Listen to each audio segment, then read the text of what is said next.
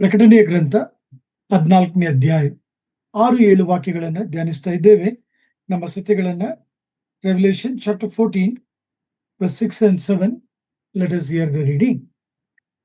ಮತ್ತೊಬ್ಬ ದೇವದೂತನು ಆಕಾಶ ಮಧ್ಯದಲ್ಲಿ ಹಾರಿ ಹೋಗುವುದನ್ನು ಕಂಡೆನು. ಭೂನಿವಾಸಿಗಳಾಗಿರುವ ಸಕಲ ಜನಾಂಗ, ಕುಲ, ಪ್ರಜೆಗಳವರಿಗೂ ಸಕಲ ಭಾಷೆಗಳನ್ನಾಡುವವರಿಗೂ ಸಾರಿ ಹೇಳುವುದಕ್ಕೆ ನಿತ್ಯವಾದ ಶುಭವರ್ತಮಾನವು ಅವನಲ್ಲಿತ್ತು. ಅವನು, ನೀವೆಲ್ಲರೂ ದೇವರಿಗೆ ಭಯಪಟ್ಟು ಆತನನ್ನು ಘನಪಡಿಸಿರಿ. ಆತನು ನ್ಯಾಯ ತೀರ್ಪು ಮಾಡುವ ಗಳಿಗೆಯು ಬಂದಿದೆ. ಭೂಲೋಕ ಪರಲೋಕಗಳನ್ನು, ಸಮುದ್ರವನ್ನು, ನೀರಿನ ಬುಗ್ಗೆಗಳನ್ನು ಉಂಟು ಮಾಡಿದಾತನಿಗೆ ನಮಸ್ಕಾರ ಮಾಡಿರಿ ಎಂದು ಮಹಾಶಬ್ದದಿಂದ ಹೇಳಿದನು. ಆಮೆನ್. ಓದಿದಂತ ವಾಕ್ಯ ಭಾಗವನ್ನು, ಓದಲಿರುವ ವಾಕ್ಯ ಭಾಗಗಳನ್ನು, ಧ್ಯಾನಿಸಲಿರ್ತಕ್ಕಂಥ ಸತ್ಯವೇದದ ವಾಕ್ಯ ಪಾಠಗಳನ್ನು ದೇವರು ತಾನೇ ನಮ್ಮೆಲ್ಲರಿಗೆ ಆಶೀರ್ವದಿಸಿಕೊಡಲಿ. ತನ್ನ ಅಪಾರವಾದ ಕೃಪೆಯನ್ನ ಬೋಧಿಸುವಂತ ನನಗೂ ಕೇಳುವಂತ ತಮ್ಮೆಲ್ಲರಿಗೂ ಕರ್ತನು ದಯಪಾಲಿಸಲಿ. ಪ್ರಿಯ ಸಹೋದರ ಸಹೋದರಿಯರೇ, ಕಳೆದ ದಿನದ ಧ್ಯಾನದಲ್ಲಿ ಪ್ರಕಟಣೆಯ ಗ್ರಂಥ 14ನೇ ಅಧ್ಯಾಯ 6 ಮತ್ತು 7 ವಾಕ್ಯಗಳಲ್ಲಿ ದೇವದೂತರನ್ನ ಕುರಿತು ಹಲವಾರು ವಾಕ್ಯ ಭಾಗಗಳಿಂದ ನಾವು ಕಲಿತುಕೊಂಡೆವು, ಧ್ಯಾನಿಸುತ್ತಾ ಬಂದೆವು. ಯಾವ ರೀತಿಯಾಗಿ ದೇವದೂತರು ಕರ್ತನ ಉದ್ದೇಶವನ್ನ ನೆರವೇರಿಸುವ ವಿಷಯದಲ್ಲಿ ಅತಿ ಪ್ರಾಮುಖ್ಯವಾದ ಪಾತ್ರಗಳನ್ನ ನಿರ್ವಹಿಸಿದರು ಎಂಬ ಸಂಗತಿಯನ್ನು ಕೂಡ ನಾವು ಧ್ಯಾನಿಸುತ್ತಾ ಬಂದೆವು. ತದನಂತರ ಧರ್ಮಶಾಸ್ತ್ರ, ಅಪೊಸ್ತಲರ ಕೃತ್ಯಗಳು 7ನೇ ಅಧ್ಯಾಯದ ಪ್ರಕಾರ ದೇವದೂತರ ಮೂಲಕ ನಮಗೆ ಕೊಡಲ್ಪಡುವುದನ್ನು ಕುರಿತು ನಾವು ಧ್ಯಾನಿಸಿದೆವು. ಯಾವ ರೀತಿಯಾಗಿ ದೇವದೂತರು ದಾನಿಯೇಲನ ಜೊತೆಗೆ, ಯೋಸೇಫನ ಜೊತೆಗೆ, ಜಕರಿಯನ ಜೊತೆಗೆ ಮತ್ತು ಮರಿಯಳ ಜೊತೆಗೆ, ಪೌಲನ ಜೊತೆಗೆ ಯೇಸುಸ್ವಾಮಿಯ ಸಂಗಡ ನಿಂತು ಮಾತನಾಡಿದಂತ ಸಂಗತಿಗಳನ್ನ ಕುರಿತು ನಾವು ಧ್ಯಾನಿಸುತ್ತಾ ಬಂದೆವು. ದೇವದೂತರನ್ನ ಕುರಿತು ಈ ವಾಕ್ಯ ಭಾಗ ಮಾತನಾಡುತ್ತದೆ. ಸೊ 3 ದೇವದೂತರನ್ನ ಕುರಿತು ಈ ವಾಕ್ಯ ಭಾಗದಲ್ಲಿ ನಾವುಗಳು ಗಮನಿಸಬಹುದು. ಮೊದಲನೆಯ ದೇವದೂತನು ಸುವಾರ್ತೆಯನ್ನ ಆತನು ಸಾರುವಾತನಾಗಿದ್ದಾನೆ. ಎರಡನೆಯ ದೇವದೂತನು ನ್ಯಾಯ ತೀರ್ಪನ ಕುರಿತು ಸಾರುವಾತನಾಗಿದ್ದಾನೆ. ಮೂರನೆಯ ದೇವದೂತನು ದಂಡನೆಯನ್ನ ಕುರಿತು ಆತನು ಸಾರುವಾತನಾಗಿದ್ದಾನೆ. ಸೊ ಈ ಮೊದಲನೆಯ ದೇವದೂತನನ್ನ ಕುರಿತು 6ನೇ ವಾಕ್ಯ ಭಾಗದಲ್ಲಿ ಕಳೆದ ದಿನದ ಧ್ಯಾನದಲ್ಲೂ ಗಮನಿಸಿದೆವು. ಈತನು ಎಲ್ಲಿದ್ದಾನೆ? ದೇವರ ವಾಕ್ಯ ಬಹು ಸ್ಪಷ್ಟವಾಗಿ ತಿಳಿಸುತ್ತದೆ, ಆತನು ಮಧ್ಯ ಆಕಾಶದಲ್ಲಿ ಇದ್ದಾನೆ. ಈ ಒಂದು ಆತನು ಮಧ್ಯ ಆಕಾಶದಲ್ಲಿ ಇರತಕ್ಕಂತ ಒಂದು ದೃಶ್ಯ ಎಲ್ಲರಿಗೂ ಕೂಡ ಗೋಚರಿಸುವಂತದಾಗಿದೆ, ಕಾಣುವಂತದಾಗಿದೆ. ಸಾಧ್ಯನೋ? ಈಗಿರತಕ್ಕಂತ ಡಿಜಿಟಲ್ ಮಾಧ್ಯಮವನ್ನ ನಾವುಗಳು ಗಮನಿಸುವುದಾದರೆ, ಈ ಮಧ್ಯ ಆಕಾಶದಲ್ಲಿ ಅತಿ ಎತ್ತರದಲ್ಲಿ ಇರತಕ್ಕಂತ ಈ ದೇವದೂತನನ್ನು ಕೂಡ ಇಡೀ ಜಗತ್ತು ಕೂಡ ಕಾಣುತ್ತದೆ ಎಂಬುದಾಗಿ ದೇವರ ವಾಕ್ಯದ ಆಧಾರದ ಮೇಲೆ ನಿಮ್ಮ ಗಮನಕ್ಕೆ ಬಹು ಧೈರ್ಯದಿಂದ ನಾನು ತಿಳಿಸಲು ಬಲ್ಲೆ. ಎರಡನೇ ಸಂಗತಿ, ಈ ಮಧ್ಯ ಆಕಾಶದಲ್ಲಿ ಕಂಡು ಬಂದಂತ ದೇವದೂತನನ್ನ ಕ್ರಿಸ್ತ ವಿರೋಧಿಯಾಗಲಿ, ಆಂಟಿ ಕ್ರೈಸ್ಟ್ ಆಗಲಿ, ಸರ್ಪವಾಗಲಿ, ಸುಳ್ಳು ಪ್ರವಾದಿಗಳಾಗಲಿ ಆತನನ್ನ ತಾಕಲು ಸಾಧ್ಯವಿಲ್ಲ ಎಂಬುದಾಗಿಯೂ ನಿಮ್ಮ ಗಮನಕ್ಕೆ ತಂದಿದ್ದೇನೆ. ಕಾರಣ, ಪ್ರಕಟಣೆಯ ಗ್ರಂಥದಲ್ಲಿ ನಾವುಗಳು ಧ್ಯಾನಿಸುವಾಗ ಈ ಒಂದು ದುರಾತ್ಮ, ಸೈತಾನ, ಕ್ರಿಸ್ತ ವಿರೋಧಿ ಲೂಸಿಫರ್, ಆತನು ಆಕಾಶದಿಂದ ದೊಬ್ಬಲ್ಪಡುವುದನ್ನ ಕುರಿತು ದೇವರ ವಾಕ್ಯ ಮಾತನಾಡುತ್ತದೆ. ಇನ್ನು ಅವರು ಆಕಾಶದಲ್ಲಿ ಇರುವುದನ್ನ ಕುರಿತು ದೇವರ ವಾಕ್ಯ ಮಾತನಾಡುವುದಿಲ್ಲ. ಆದ ಕಾರಣ ಎಫೆಸ ಪತ್ರಿಕೆ 6ನೇ ಅಧ್ಯಾಯದಲ್ಲಿ ನಾವು 10ನೇ ವಾಕ್ಯದಿಂದ ಓದುವಾಗ ನಾವು ಹೋರಾಡುವುದು ಮನುಷ್ಯ ಮಾತ್ರದವರ ಸಂಗಡವಲ್ಲ, ಆಕಾಶದಲ್ಲಿರ್ತಕ್ಕಂಥ ದುರಾತ್ಮಗಳ ಸೇನೆಯ ಮೇಲೆಯೂ ಅಂಧಕಾರ ಶಕ್ತಿಗಳ ಮೇಲೆಯೂ ಹೋರಾಡುವಂತವರಾಗಿದ್ದೇವೆ ಎಂಬುದಾಗಿ ನಾವು ಧ್ಯಾನಿಸಿದ್ದೇವೆ. ಆದರೆ ಪ್ರಕಟಣೆಯ ಗ್ರಂಥ 14ನೇ ಅಧ್ಯಾಯದಲ್ಲಿ ಈ ಎಲ್ಲಾ ಶಕ್ತಿಗಳು ಕ್ರಿಸ್ತ ವಿರೋಧಿ, ಸುಳ್ಳು ಪ್ರವಾದಿ ಇವರೆಲ್ಲರೂ ಕೂಡ ಅವರು ದೊಬ್ಬಲ್ಪಟ್ಟು ಭೂಮಿಯ ಮೇಲೆ ಇರುವುದನ್ನ ಕುರಿತು ದೇವರ ವಾಕ್ಯ ಮಾತನಾಡುವಂಥದ್ದಾಗಿದೆ. ಈ ಒಂದು ಸಮಯದಲ್ಲಿ ದೇವದೂತನು ತನ್ನ ಸೇವೆಯನ್ನ ಪ್ರಾರಂಭಿಸುವಾಗ ಈ ಭೂಮಿ ಹೇಗಿರ್ತದೆ, ಈ ಭೂಮಿಯ ನಿವಾಸಿಗಳು ಯಾವ ರೀತಿಯಾಗಿ ವರ್ತಿಸುತ್ತಿದ್ದಾರೆ ಎಂಬುದನ್ನ ಕುರಿತು ಪ್ರಕಟಣೆಯ ಗ್ರಂಥ 6ನೇ ಅಧ್ಯಾಯದಿಂದ 14ನೇ ಅಧ್ಯಾಯದವರೆಗಿನ ಧ್ಯಾನವನ್ನ ನಮ್ಮ ಮನಸ್ಸಿಗೆ ತೆಗೆದುಕೊಳ್ಳುವುದಾದರೆ, ಪಾತ್ರೆಗಳ 7 ಸೀಲ್ ಅಂಡ್ 7 ಟ್ರಂಪೆಟ್ ಜಡ್ಜ್ಮೆಂಟ್ಸ್, 7 ಮುದ್ರೆಗಳು, 7 ತುತ್ತೂರಿಗಳ ನ್ಯಾಯ ತೀರ್ಪುಗಳನ್ನು ಕುರಿತು ನಾವು ಧ್ಯಾನಿಸಿದ್ದೇವೆ. ನೆನಪಿಗೆ ತೆಗೆದುಕೊಳ್ಳೋಣ. ಪ್ರಕಟಣೆಯ ಗ್ರಂಥ 6ನೇ ಅಧ್ಯಾಯ 12ರಿಂದ 14 ವಾಕ್ಯಗಳು ಓದುವುದನ್ನು ಕೇಳಿಸಿಕೊಳ್ಳೋಣ. Revelation chapter 6 verse 12 to 14. Let us hear the reading. 6ನೆಯ ಮುದ್ರೆ ಒಡೆಯುವುದನ್ನು ಕಂಡೆನು. ಒಡೆದಾಗ ಮಹಾಭೂಕಂಪ ಉಂಟಾಯಿತು. ಸೂರ್ಯನು ಕರಿ ಕಂಬಳಿಯಂತೆ ಕಪ್ಪಾದನು, ಪೂರ್ಣಚಂದ್ರನು ರಕ್ತದಂತಾದನು. ಅತ್ತಿ ಮರವು ಬಿರುಗಾಳಿಯಿಂದ ಅಲ್ಲಾಡಿಸಲ್ಪಟ್ಟು ತನ್ನ ಕಾಯಿಗಳನ್ನು ಉದುರಿಸುವ ಪ್ರಕಾರ ಆಕಾಶದ ನಕ್ಷತ್ರಗಳು ಭೂಮಿಗೆ ಬಿದ್ದವು. ಆಕಾಶವು ಸುರುಳಿಯ ಹಾಗೆ ಸುತ್ತಲ್ಪಟ್ಟು ಹೋಗಿಬಿಟ್ಟಿತು. ಎಲ್ಲಾ ಬೆಟ್ಟಗಳು ದ್ವೀಪಗಳು ತಮ್ಮ ತಮ್ಮ ಸ್ಥಳಗಳಿಂದ ಚಲಿಸಿದವು ಎಂಬುದು. ಈ ಒಂದು ವಾಕ್ಯವನ್ನು ನೀವು ಗಮನಿಸುವುದಾದರೆ, ದೇವರ ವಾಕ್ಯ ಮಾತನಾಡುತ್ತದೆ, ದೊಡ್ಡ ಭೂಕಂಪವಾಗುತ್ತದೆ, ಸೂರ್ಯನು ಕರಿಕಂಬಳಿಯಂತೆ ಕಪ್ಪಾದನೆಂಬುದಾಗಿ ದೇವರ ವಾಕ್ಯ ವರ್ಣಿಸುತ್ತದೆ.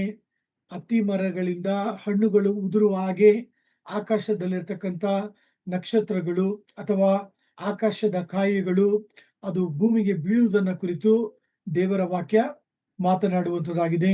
ಆಗಿನ ಪರಿಸ್ಥಿತಿಯನ್ನ ನೋಡುವಾಗ ಜನರು ಬಹು ಭಯದಿಂದ ತುಂಬಿರತಕ್ಕಂಥ ಒಂದು ಪರಿಸ್ಥಿತಿಯಲ್ಲಿ ಹಾದು ಹೋಗುವಂತವರಾಗಿದ್ದಾರೆ. ಯಾಕೆಂದರೆ ಮನೆ ಒಳಗಡೆ ಅವರುಗಳು ವಾಸ ಮಾಡುವುದಾದರೆ ಮನೆಯ ಮೇಲೆ ಆಕಾಶದ ಕಾಯಿಗಳು ಬೀಳಬಹುದು. ಒಂದು ವೇಳೆ ಮನೆಯ ಹೊರಗಡೆ ವಾಸ ಮಾಡುವುದಾದರೆ ಭೂಕಂಪ ಉಂಟಾಗಬಹುದು ಅಥವಾ ಬೆಂಕಿಗೆ ತುತ್ತಾಗಬಹುದು. ಈ ರೀತಿಯಾಗಿ ಮಾನವನು ಬಹು ಭೀತಿಯಿಂದ ಕೂಡಿದಂತ ಜೀವಿತವನ್ನ ಆ ದಿನಗಳಲ್ಲಿ ಹಾದು ಹೋಗುವಾತನಾಗಿದ್ದಾನೆ. ತದನಂತರ 1,44,000 ಯಹೂದ್ಯರೊಳಗಿಂದ ಆರಿಸಲ್ಪಟ್ಟಂತ ಸಾಕ್ಷಿಗಳು ಸುವಾರ್ತೆಯನ್ನ ಇಡೀ ಜಗತ್ತಿಗೆ ಅವರು ಆ ದಿನಗಳಲ್ಲಿ ಸಂಕಟ ಕಾಲ ಮತ್ತು ಮಹಾಸಂಕಟ ಕಾಲದಲ್ಲಿ ಸಾರುವಂತವರಾಗಿದ್ದಾರೆ. ತದನಂತರ 2 ಸಾಕ್ಷಿಗಳು ದೇವರ ವಾಕ್ಯವನ್ನ ಸಾರುವಂತವರಾಗಿದ್ದಾರೆ. ಅವರನ್ನ ಸೆರೆಮನೆಯಲ್ಲಿ ಆಗಲಿ ಬೇರೆ ಯಾರು ಆಗಲಿ ತಾಕಲು ಕೂಡ ಸಾಧ್ಯವಾಗದಂತೆ ದೇವರು ಆ ದಿನಗಳಲ್ಲಿ ಅವರನ್ನ ಕಾಪಾಡುವಾತನಾಗಿದ್ದಾನೆ. ಪ್ರಿಯರೇ, ಗಮನಿಸಿರಿ, ದೇವರ ರಾಜ್ಯ, ದೇವರ ವಾಕ್ಯ, ಸುವಾರ್ತೆ ಈ ರೀತಿಯಾಗಿ ಹಲವು ವಿಧವಾಗಿ ಹಲವಾರು ದೇವರ ಮಕ್ಕಳಿಂದ ಸಾರಲ್ಪಟ್ಟರೂ ಕೂಡ ಆ ದಿನದಲ್ಲಿರ್ತಕ್ಕಂಥ ಜನರ ಪ್ರತಿಕ್ರಿಯೆ ಹೇಗಿತ್ತು ಎಂಬುದಾಗಿ ನೋಡುವಾಗ ಅವರುಗಳು ದೇವರನ್ನ ನಂಬಲಿಲ್ಲ ಎಂಬುದಾಗಿ ದೇವರ ವಾಕ್ಯ ತಿಳಿಸುವಂತದಾಗಿದೆ. ವಾಕ್ಯಕ್ಕೆ ಒತ್ತು ಕೊಡಲು ಬಯಸುತ್ತೇನೆ. ಪ್ರಕಟಣೆಯ ಗ್ರಂಥ 9ನೇ ಅಧ್ಯಾಯ 20-21 ವಾಕ್ಯಗಳು ಮತ್ತು ಪ್ರಕಟಣೆಯ ಗ್ರಂಥ 16ನೇ ಅಧ್ಯಾಯ 9 ಮತ್ತು 11 ವಾಕ್ಯಗಳು ಓದುವುದನ್ನು ಕೇಳಿಸಿಕೊಳ್ಳೋಣ. Revelation chapter 9 verse 20 and 21. ಉಪದ್ರವಗಳಿಂದ ಸಾಯದೆ ಉಳಿದ ಜನರು ತಾವೇ ಮಾಡಿಕೊಂಡ ವಿಗ್ರಹಗಳನ್ನು ಬಿಟ್ಟು ದೇವರ ಕಡೆಗೆ ತಿರುಗಲಿಲ್ಲ. ಅವರು ದೆವ್ವಗಳ ಪೂಜೆಯನ್ನು ಬಂಗಾರ, ಬೆಳ್ಳಿ, ತಾಮ್ರ, ಕಲ್ಲು, ಮರ ಇವೇ ಮುಂತಾದವುಗಳಿಂದ ಮಾಡಲ್ಪಟ್ಟು ನೋಡಲಾರದೆ, ಕೇಳಲಾರದೆ, ನಡೆಯಲಾರದೆ ಇರುವ ವಿಗ್ರಹಗಳ ಪೂಜೆಯನ್ನು ಬಿಡಲಿಲ್ಲ.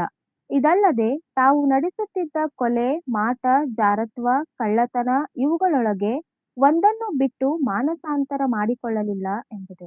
ಪ್ರಕಟಣೆಯ ಗ್ರಂಥ 16ನೇ ಅಧ್ಯಾಯ 9 ಮತ್ತು 11 ವಾಕ್ಯಗಳು, 2 ವಾಕ್ಯಗಳನ್ನು ಕೂಡ ನಾವು ಓದಿಕೊಳ್ಳೋಣ.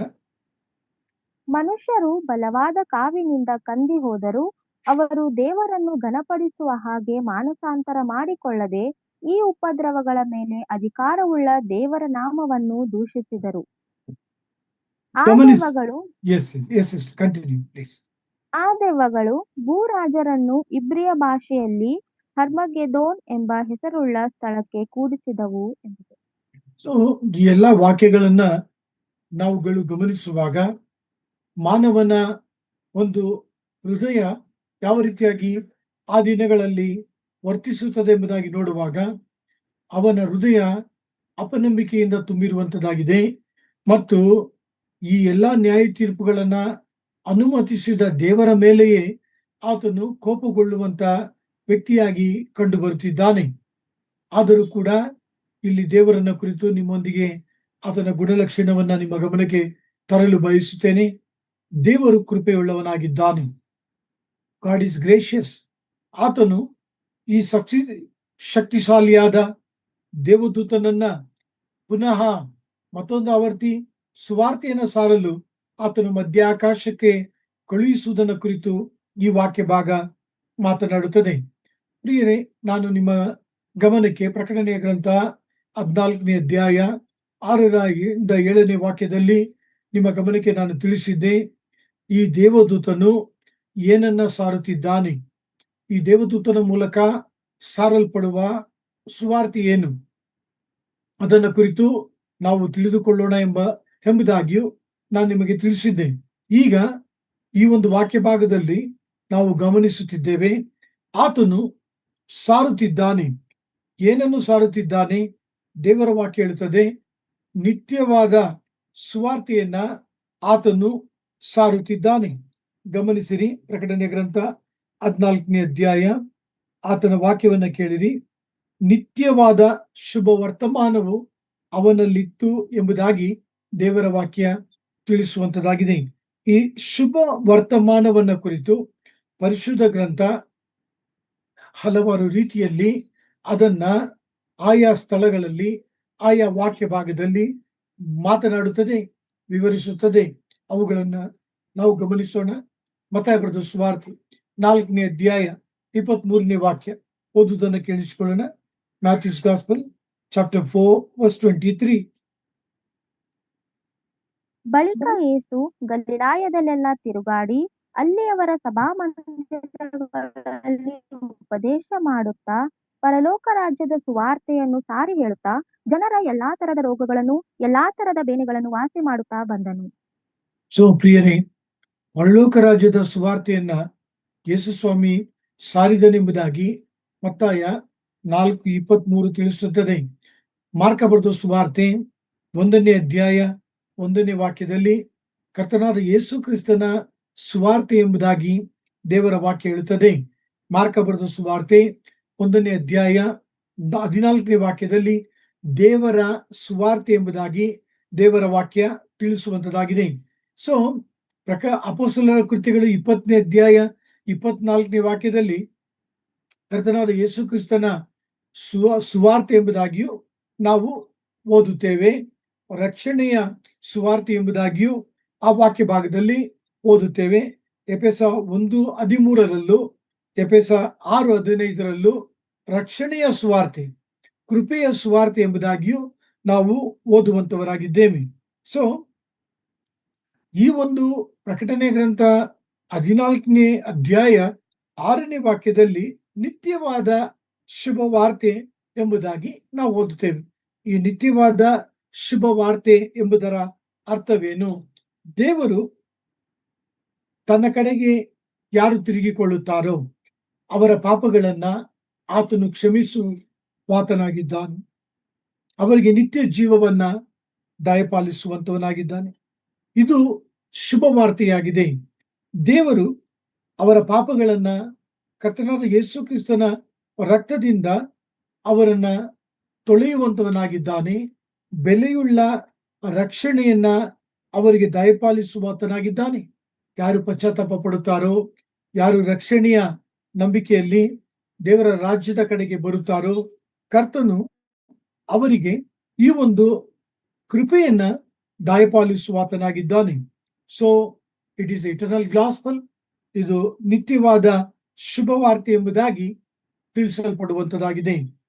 ಹಾಗಾದರೆ ಈ ಒಂದು ವಾಕ್ಯವನ್ನ ಆಲಿಸುತ್ತಿರುವತಕ್ಕಂಥ ನನ್ನ ಪ್ರಿಯ ಸಹೋದರ ಸಹೋದರಿಯರೇ, ಈ ಒಂದು ಸುವಾರ್ತೆಯನ್ನ ನಾವು ಕೇಳಿದ್ದೇವಾ? ಈ ಸುವಾರ್ತೆಯ ವಾಕ್ಯಗಳನ್ನ ನಾವು ನಂಬಿದ್ದೇವಾ? ನೋಡಿ, ನೀವು ನಾನು ಇದನ್ನ ನಾವು ಹಗುರವಾಗಿ ತೆಗೆದುಕೊಳ್ಳಲು ಸಾಧ್ಯವಿಲ್ಲ. ಯಾಕೆಂದರೆ ದೇವರ ವಾಕ್ಯದಲ್ಲಿ ಆಗಲೇ ನಿಮ್ಮ ಗಮನಕ್ಕೆ ತಂದಿದ್ದೇನೆ, 1,44,000 ಮೂಲಕ ದೇವರು ಸುವಾರ್ತೆಯನ್ನು ಸಾರಿದನು ಮತ್ತು ತದನಂತರ 2 ಸಾಕ್ಷಿಗಳ ಮೂಲಕ ಕರ್ತನು ಸುವಾರ್ತೆಯನ್ನ ಸಾರಿದನು. ಲೆಕ್ಕವಿಲ್ಲದ ಹತಸಾಕ್ಷಿಗಳ ಮೂಲಕ ಸುವಾರ್ತೆಯನ್ನ ಕರ್ತನು ಸಾರುತ್ತಾ ಬಂದನು. ಅಲ್ಲಿಗೆ ಆತನು ನಿಲ್ಲಿಸುತ್ತಿಲ್ಲ. ಈಗ ದೇವದೂತರ ಮೂಲಕ ಆತನು ನಿತ್ಯವಾದ ಶುಭವಾರ್ತೆಯನ್ನ ಸಾರುತ್ತಿದ್ದಾನೆ. ಹಾಗಾದರೆ ದೇವರು ಈ ಶುಭ ವಾರ್ತೆಗೆ ಎಷ್ಟೊಂದು ಪ್ರಾಮುಖ್ಯತೆಯನ್ನ ಕೊಡುತ್ತಿರುವಾಗ, ದೇವರ ಮಕ್ಕಳಾದಂಥ ನೀವು ನಾನು ಈ ನಿತ್ಯವಾದ ಶುಭವಾರ್ತೆಗೆ ಎಷ್ಟಾಗಿ ಪ್ರಾಮುಖ್ಯತೆಯನ್ನು ಕೊಡುತ್ತೇವೆಂಬುದಾಗಿ ನಾವು ನಮ್ಮನ್ನ ಈ ಒಂದು ವಾಕ್ಯದ ಬೆಳಕಿನಲ್ಲಿ ಪರೀಕ್ಷಿಸಿಕೊಳ್ಳೋಣ. ಅದು ಮಾತ್ರವಲ್ಲ, ನಮ್ಮ ಗೃಹದಲ್ಲಿ, ನಮ್ಮ ಮನೆಗಳಲ್ಲಿ ಇನ್ನೂ ರಕ್ಷಣೆ ಹೊಂದದೇ ಇರತಕ್ಕಂಥ ಮಕ್ಕಳಿರಬಹುದು, ಮೊಮ್ಮಕ್ಕಳಿರಬಹುದು, ಬಂಧು ಬಳಗದ ಮಕ್ಕಳಿರಬಹುದು. ಅವರಿಗೆ ಈ ಸುವಾರ್ತೆಯನ್ನು ನಾವು ತೆಗೆದುಕೊಂಡು ಹೋಗುತ್ತಿದ್ದೇವಾ? ಈ ಸುವಾರ್ತೆಯನ್ನ ಕುರಿತು ನಾವು ಸಾರುತ್ತಿದ್ದೇವಾ ಎಂಬುದಾಗಿ ನಮ್ಮನ್ನ ನಾವುಗಳು ಪರೀಕ್ಷಿಸಿಕೊಂಡು ಅದರ ಕಡೆಗೆ ನಾವು ಪ್ರಯತ್ನಗಳನ್ನ ಮಾಡತಕ್ಕಂಥದ್ದು ಬಹು ಪ್ರಾಮುಖ್ಯವಾದುದೆಂಬುದಾಗಿ ಈ ಒಂದು ವಾಕ್ಯ ಭಾಗವನ್ನ ಆತ್ಮೀಯವಾದ ವಾಕ್ಯ ಭಾಗವನ್ನಾಗಿ ಮಾಡಲು ಬಯಸುತ್ತೇನೆ. ನಮ್ಮ ಸಹೋದರಿ ಸ್ಟೆಲ್ಲಾ ಅವರ ಮಗ ಗಾಯಸ್, ಆತನು ಓನ್ಲಿ ಕನ್ಫರ್ಮೇಶನ್ ತೆಗೆದುಕೊಂಡನು ಸಮೀಪದಲ್ಲಿ 2 ವಾರಗಳ ಹಿಂದೆ. ನಾವು ಆತನ ಬಳಿ ಕೇಳಿಕೊಂಡಂತ ತಿಳಿಸಿದಂತ ಸಂಗತಿ ಏನೆಂದರೆ, ಯೇಸ್ವಾಮಿಗೆ ಹೃದಯದಲ್ಲಿ ಸ್ಥಳವನ್ನ ಕೊಡಬೇಕು, ಮಾತ್ರವಲ್ಲ ಆತನನ್ನ ನಾವು ನಂಬಬೇಕು. ಯೇಸುವೆ ನನ್ನ ದೇವರು, ಯೇಸು ಮಾತ್ರವೇ ನನ್ನ ರಕ್ಷಕನೆಂಬುದಾಗಿ ನಾನು ನಂಬಬೇಕು. ನಾನು ಒಪ್ಪಿಕೊಳ್ಳಬೇಕು, ಥಾಮಸ್ ಆದ ನಾನು ಒಬ್ಬ ಪಾಪಿಯಾಗಿದ್ದೇನೆ. ಯೇಸುವೆ, ನೀನು ಪರಿಶುದ್ಧನಾದ ದೇವರಾಗಿದ್ದಿ. ನನ್ನ ಪಾಪದ ನಿಮಿತ್ತ ನನ್ನ ಮತ್ತು ನಿನ್ನ ನಡುವೆ ದೊಡ್ಡದೊಂದು ಅಗಾಧವಿದೆ. ನನ್ನ ಪಾಪದ ನಿಮಿತ್ತ ನನ್ನ ಮತ್ತು ನಿನ್ನ ಮಧ್ಯೆ ಯಾವುದೇ ವಿಧವಾದಂತ ಸಂಬಂಧವಿಲ್ಲ, ಐಕ್ಯತೆ ಇಲ್ಲ, ಅನ್ಯೋನ್ಯತೆ ಇಲ್ಲ. ನನ್ನ ಪಾಪಗಳು ನನ್ನನ್ನು ನಿನ್ನಿಂದ ದೂರ ಮಾಡಿದೆ. ಪ್ರಿಯ ಯೇಸುವೆ, ನೀನೇ ಸೃಷ್ಟಿಕರ್ತನು, ನೀನೇ ದೇವರ ಕುಮಾರನು, ನಿನ್ನನ್ನು ನಾನು ನಂಬುತ್ತೇನೆ. ಪ್ರಿಯ ಸಹೋದರ ಸಹೋದರಿಯರೇ, 1994 ಜೂನ್ ತಿಂಗಳು ಆ ರೀತಿಯಾಗಿ ನಾನು ನನ್ನ ಜೀವಿತದಲ್ಲಿ ತೀರ್ಮಾನ ಮಾಡಿದೆ. ಕರ್ತನ ಕೃಪೆಯಿಂದ ದೇವರ ನಾಮಕ್ಕೆ ಸ್ತೋತ್ರವಾಗಲಿ. ಆತನು ಈ ಒಂದು ಸುವಾರ್ತೆಯನ್ನ ನಾನು ನಂಬುವಂತೆ ಸಹಾಯ ಮಾಡಿದನು. What is the definition of the gospel? ಸುವಾರ್ತೆಯ ಸಾರಾಂಶವೇನು? 1 ಕೊರಿಂಥ 15ನೇ ಅಧ್ಯಾಯ 3ನೇ ವಾಕ್ಯ. ಕರ್ತನಾದ ಯೇಸು ಕ್ರಿಸ್ತನು ಥಾಮಸ್ಗೋಸ್ಕರವಾಗಿ ಸತ್ತನು, ಹೂಣಲ್ಪಟ್ಟನು, 3ನೇ ದಿನ ಈ ಲೋಕದಲ್ಲಿರ್ತಕ್ಕಂಥ ಪ್ರತಿಯೊಬ್ಬರಿಗೋಸ್ಕರವಾಗಿ, ಆತನನ್ನು ನಂಬುವಂತ ಎಲ್ಲರಿಗೋಸ್ಕರವಾಗಿ ಆತನು ಪುನರುತ್ಥಾನಗೊಂಡನು. ಹೌದು ಪ್ರಿಯ ಸಹೋದರ ಸಹೋದರಿಯರೇ, ಈ ಒಂದು ಸುವಾರ್ತೆ ಅದು ಬಹು ಪ್ರಾಮುಖ್ಯವಾದದ್ದು. ಕರ್ತನು ಸಂಕಟ ಕಾಲದಲ್ಲೂ ಮಹಾಸಂಕಟ ಕಾಲದಲ್ಲೂ ಕೂಡ ಯಾರೂ ಕೂಡ ನಾಶವಾಗಬಾರದು ಎಂಬುದಾಗಿ ಪರಿಗಣಿಸಿ ಎಲ್ಲರೂ ಸಹ ರಕ್ಷಣೆ ಹೊಂದಬೇಕೆಂಬುದಕ್ಕೋಸ್ಕರವಾಗಿ ದೇವದೂತರ ಮುಂದೆ ಮೂಲಕ ಆತನು ಈ ಸುವಾರ್ತೆಯನ್ನ, ಶುಭವಾದ ಸುವಾರ್ತೆ, ನಿತ್ಯವಾದ ಸುವಾರ್ತೆ, ದೇವರ ರಾಜ್ಯದ ಸುವಾರ್ತೆ, ರಕ್ಷಣೆಯ ಸುವಾರ್ತೆ, ಕೃಪೆಯ ಸುವಾರ್ತೆ, ಕರ್ತನಾದ ಯೇಸು ಕ್ರಿಸ್ತನ ಸುವಾರ್ತೆಯನ್ನು ಆತನು ಸಾರುತ್ತಿದ್ದಾನೆ. It is a good news. ಪ್ರಿಯರೇ, ರಕ್ಷಣೆ ಹೊಂದಿರತಕ್ಕಂಥ ತಂದೆ ತಾಯಿಗಳೇ, ರಕ್ಷಣೆ ಹೊಂದದಿರತಕ್ಕಂಥ ನಿಮ್ಮ ಮಕ್ಕಳಿಗೋಸ್ಕರವಾಗಿ, ನನ್ನ ಮಕ್ಕಳಿಗೋಸ್ಕರವಾಗಿ ನಾವು ಈ ಸುವಾರ್ತೆಯನ್ನ ಅವರಿಗೆ ಕೊಂಡೊಯ್ಯುತ್ತಿದ್ದೇವಾ? ಬಹು ಪ್ರಾಮುಖ್ಯವಾದಂಥದ್ದು. ನಮಗೆ, ನಮ್ಮೆಲ್ಲರಿಗೂ ಕೂಡ ದೇವರು ಆ ಒಂದು ಭಾರವನ್ನ ಕೊಡಲಿ, ಆ ಒಂದು ಹಂಬಲವನ್ನ ಕರ್ತನು ದಯಪಾಲಿಸಲಿ. ಒಬ್ಬರು ನಾಶವಾಗುವುದು ದೇವರ ಚಿತ್ತವಲ್ಲ. ಎಲ್ಲರೂ ಸತ್ಯದ ಪರಿಜ್ಞಾನಕ್ಕೆ, ರಕ್ಷಣೆ ಹೊಂದಿ ಸತ್ಯದ ಪರಿಜ್ಞಾನಕ್ಕೆ ಸೇರಬೇಕೆಂಬುದೇ ದೇವರ ಚಿತ್ತವಾಗಿದೆ. ಪ್ರಕಟಣೆ ಗ್ರಂಥ 14ನೇ ಅಧ್ಯಾಯದಲ್ಲಿ ದೇವದೂತರ ಮೂಲಕ ಸುವಾರ್ತೆಯನ್ನು ಕುರಿತು ಸಾರಲ್ಪಡುತ್ತಿದೆ. ದೇವರ ನ್ಯಾಯ ತೀರ್ಪನ್ನ ಕುರಿತು, ನರಕವನ್ನ ಕುರಿತು, ನರಕದ ಬೆಂಕಿಯನ್ನ ಕುರಿತು, ಇದರಲ್ಲಿ ಪ್ರವೇಶ ಮಾಡಬಾರದೆಂಬುದಾಗಿ ಕರ್ತನಾದ ಯೇಸು ಕ್ರಿಸ್ತನ ಬಲಿದಾನವನ್ನ ಕುರಿತು, ಪಾಪ ಕ್ಷಮಾಪಣೆಯನ್ನ ಕುರಿತು ಈ ವಾಕ್ಯ ಭಾಗ ಮಾತನಾಡುವಂಥದ್ದಾಗಿದೆ.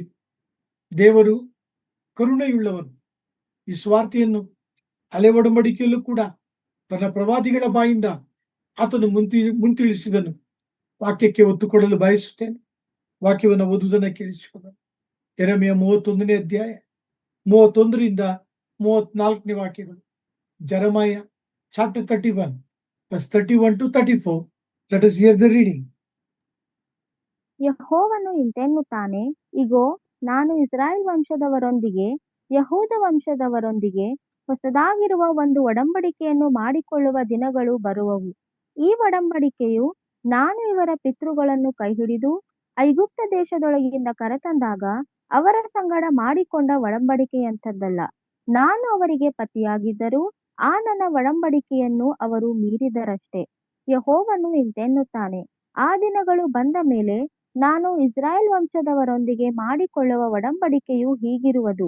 ನನ್ನ ಧರ್ಮೋಪದೇಶವನ್ನು ಅವರ ಅಂತರಂಗದಲ್ಲಿ ಇಡುವೆನು, ಅವರ ಹೃದಯದೊಳಗೆ ಅದನ್ನು ಬರೆಯುವೆನು. ನಾನು ಅವರಿಗೆ ದೇವರಾಗಿರುವೆನು, ಅವರು ನನಗೆ ಪ್ರಜೆಯಾಗಿರುವರು. ನೆರೆಹೊರೆಯವರು, ಅಣ್ಣ ತಮ್ಮಂದಿರು ಒಬ್ಬರಿಗೊಬ್ಬರು ಯೆಹೋವನ ಜ್ಞಾನವನ್ನು ಪಡೆಯಿರಿ ಎಂದು ಇನ್ನು ಮೇಲೆ ಬೋಧಿಸಬೇಕಾಗಿರುವುದಿಲ್ಲ. ಚಿಕ್ಕವರು ಮೊದಲುಗೊಂಡು ದೊಡ್ಡವರ ತನಕ ಎಲ್ಲರೂ ನನ್ನ ಜ್ಞಾನವನ್ನು ಪಡೆದಿರುವರು. ನಾನು ಅವರ ಅಪರಾಧವನ್ನು ಕ್ಷಮಿಸಿ ಅವರ ಪಾಪವನ್ನು ನನ್ನ ನೆನಪಿಗೆ ಎಂದಿಗೂ ತರುವುದಿಲ್ಲ. ಇದು ಯೆಹೋವನ ನುಡಿ. ಆಮೆನ್. ಎಸೆಕಿಯೇಲ 36ನೇ ಅಧ್ಯಾಯ 25-27 ವಾಕ್ಯವನ್ನು ಕೂಡ ನಾವು ಓದಿಕೊಳ್ಳೋಣ. ಎಸೆಕಿಯೇಲ್ 36 25-27.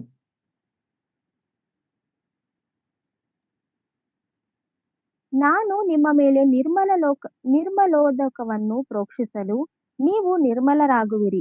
ನಿಮ್ಮ ಸಮಸ್ತ ವಿಗ್ರಹಗಳಿಂದಲೂ ಸಕಲ ವಿಧವಾದ ಹೊಲಸಿನಿಂದಲೂ ನಿಮ್ಮನ್ನು ಶುದ್ಧಿ ಮಾಡುವೆನು. ನಾನು ನಿಮಗೆ ಹೊಸ ಮನಸ್ಸನ್ನು ಕೊಟ್ಟು ನಿಮ್ಮಲ್ಲಿ ನೂತನ ಸ್ವಭಾವವನ್ನು ಹುಟ್ಟಿಸುವೆನು. ಕಲ್ಲಾದ ಹೃದಯವನ್ನು ನಿಮ್ಮೊಳಗಿಂದ ತೆಗೆದು ಮೃದುವಾದ ಹೃದಯವನ್ನು ನಿಮಗೆ ದಯಪಾಲಿಸುವೆನು.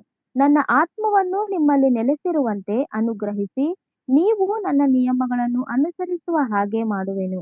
ನೀವು ನನ್ನ ವಿಧಿಗಳನ್ನು ಕೈಕೊಂಡು ಆಚರಿಸುವಿರಿ ಎಂಬುದು. ಪ್ರಿಯರೇ, ಈ ವಾಕ್ಯಗಳು ಯಾವ ರೀತಿಯಾಗಿ ದೇವರು ರಕ್ಷಣೆಯನ್ನ ಮಾನವನಿಗೆ ಕೊಡುತ್ತಾನೆ, ಯಾವ ರೀತಿ ಅವನ ಕಲ್ಲಾದ ಹೃದಯವನ್ನ ಮೃದುವಾದ ಹೃದಯವನ್ನಾಗಿ, ನೂತನ ಹೃದಯವನ್ನಾಗಿ ಪರಿವರ್ತನೆಗೊಳಿಸುತ್ತಾನೆ, ಯಾವ ರೀತಿಯಾಗಿ ದೇವರ ವಾಕ್ಯಗಳನ್ನ ನಿನ್ನ ಹೃದಯದ ಮೇಲೆ ಬರೆಯುತ್ತಾನೆ. ನೂತನ ಮನಸ್ಸು, ನೂತನ ಆತ್ಮ, ನೂತನ ಜೀವಿತ, ನೂತನ ವಸ್ತ್ರವನ್ನ ಕೊಡುತ್ತಾನೆಂಬ ಸುವಾರ್ತೆಯನ್ನ ಈ ವಾಕ್ಯ ಭಾಗಗಳು ಮಾತನಾಡುವಂಥದ್ದಾಗಿದೆ.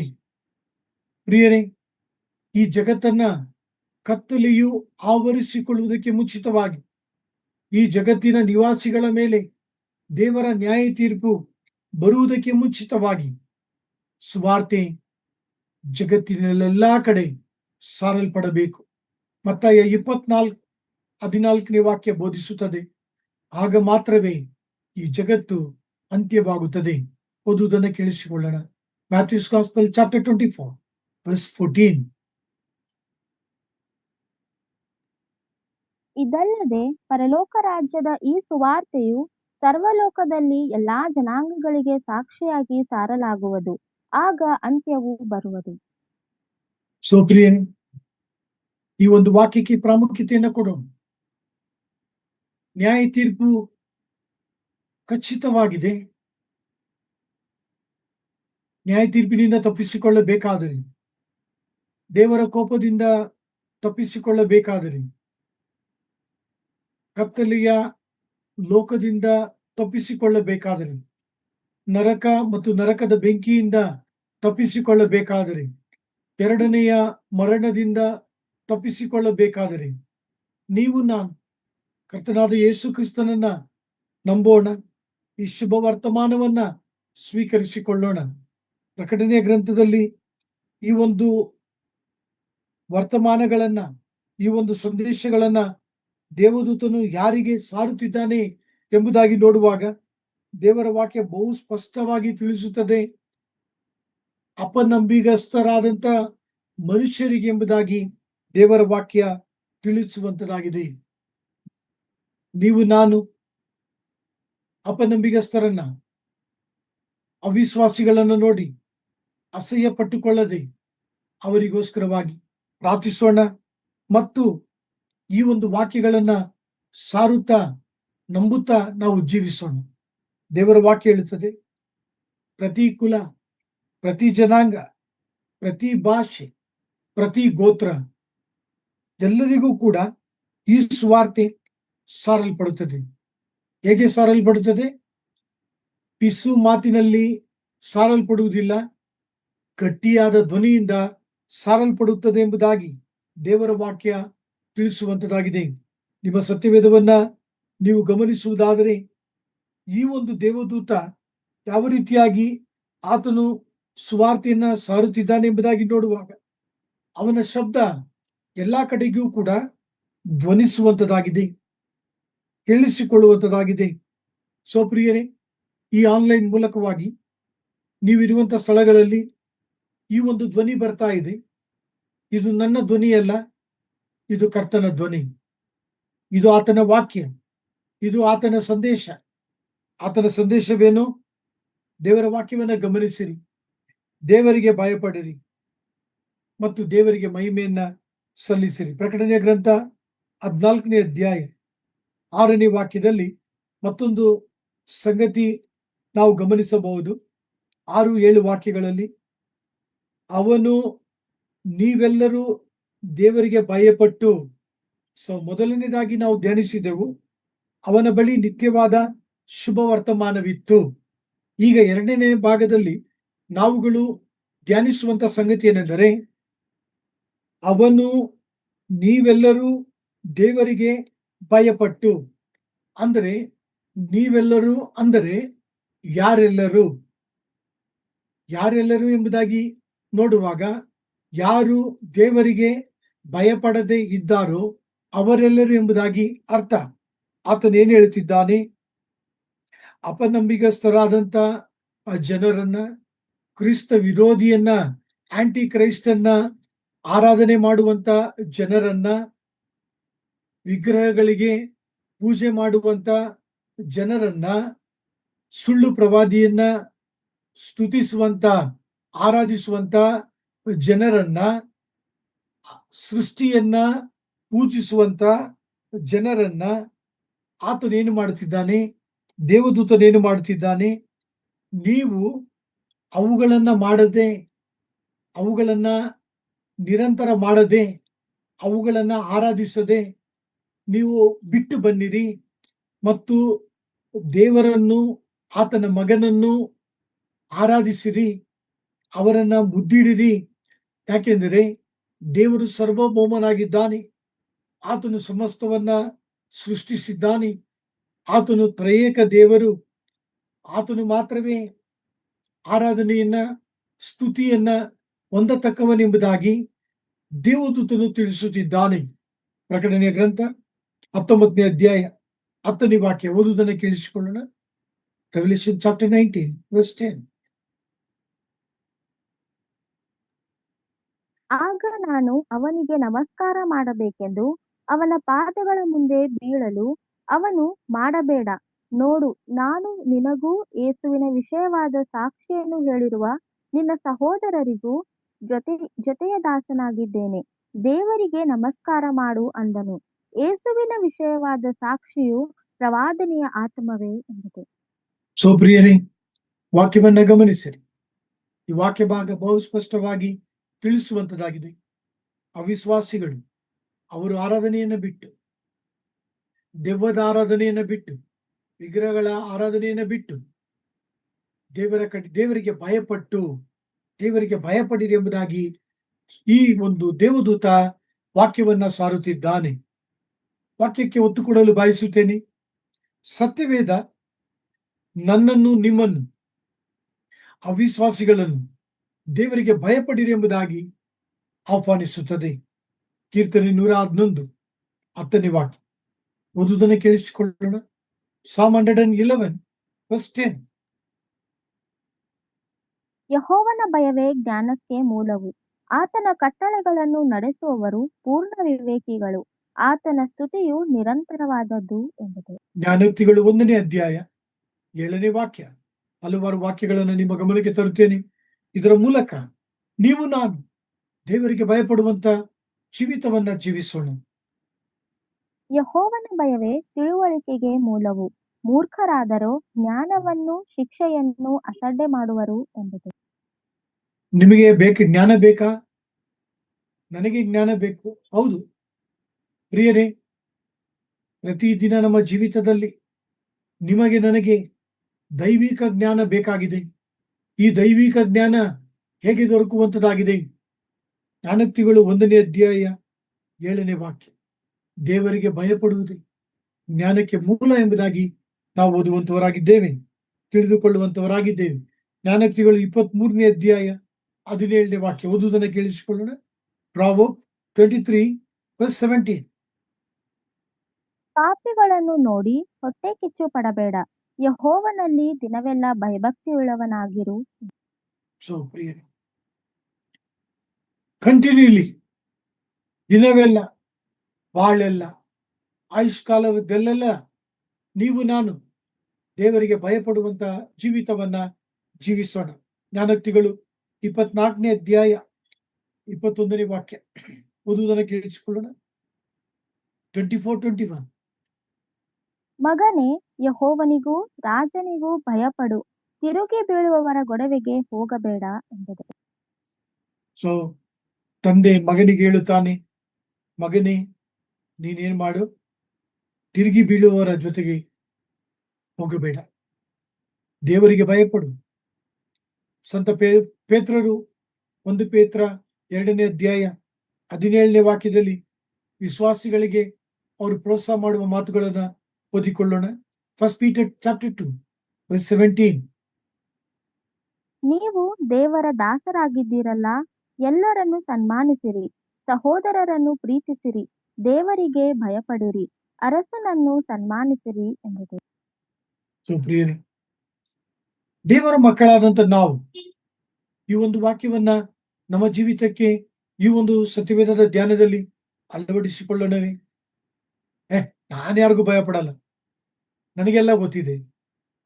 ಇತರರು ಅನ್ಯರು ಮಾತನಾಡುತ್ತಾರೆ, ಆದರೆ ದೇವರ ಮಕ್ಕಳಾದಂತ ನಾನು, ತಾವುಗಳು ದೇವರಿಗೆ ಭಯಪಡೋಣ.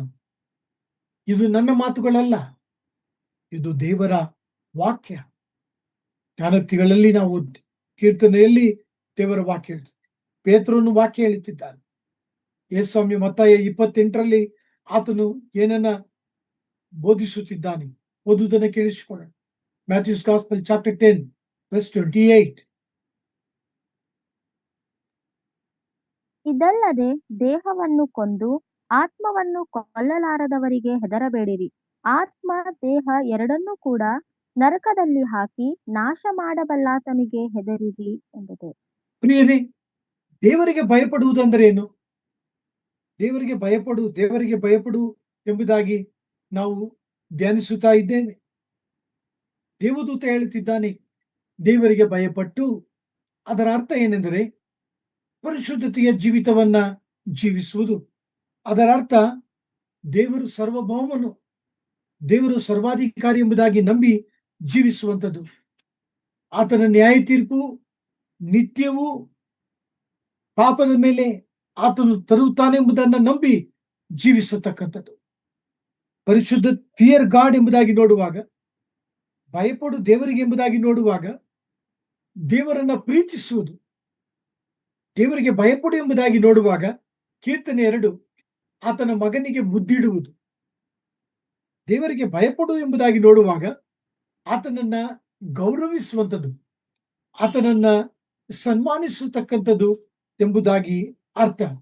ನೀವು ನಾನು ದೇವರಿಗೆ ಭಯಪಡುವುದಂದ್ರೆ ಆರಾಧಿಸುವುದಂತ ಎಂಬುದಾಗಿ ಅರ್ಥ.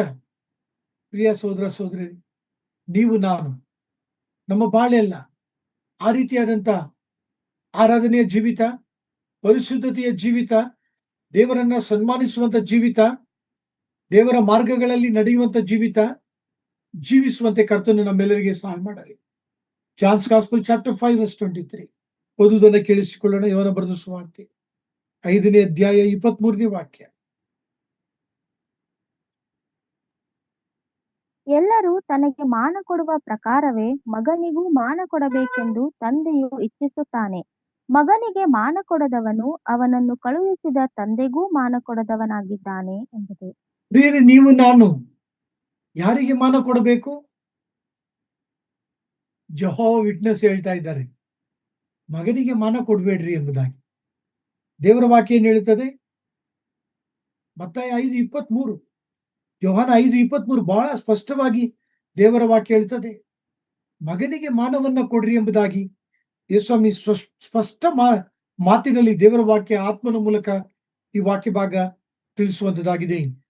ಇದರ ಜೊತೆಗೆ ದೇವರಿಗೆ ಭಯಪಡು, ಫಿಯರಿಂಗ್ ಗಾಡ್ ಎಂಬುದಾಗಿ ನೋಡುವಾಗ ಆತನಿಗೆ ಮಹಿಮೆಯನ್ನ ನಾವು ಸಲ್ಲಿಸಬೇಕೆಂಬುದಾಗಿ ದೇವರ ವಾಕ್ಯ ಸಾರುವಂತದ್ದಾಗಿದೆ.